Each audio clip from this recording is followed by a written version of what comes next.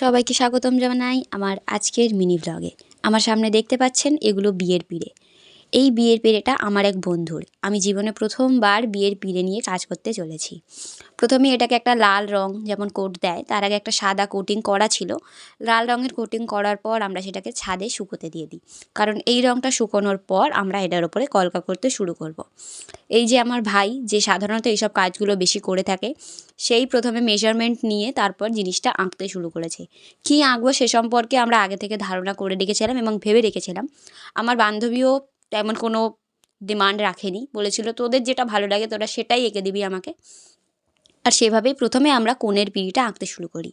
আমাদের ইচ্ছে ছিল কনের পিঁড়িটাতে আমরা সুন্দর একটা মেয়েদের যে মুকুট সেটা আঁকবো, এবং সেটা আঁকার সঙ্গে সঙ্গে আমরা চারদিকে কলকা আঁকবো। ভিডিওটা এত লেন্দি হয়ে যাবে জানতাম না, তাই জন্য আমাকে ভিডিওটায় ভয়েস দিতে হলো। নাহলে আমি ভেবেছিলাম পিছনে একটা সুন্দর গান বসাবো, কিন্তু সেটা সম্ভব হয়নি।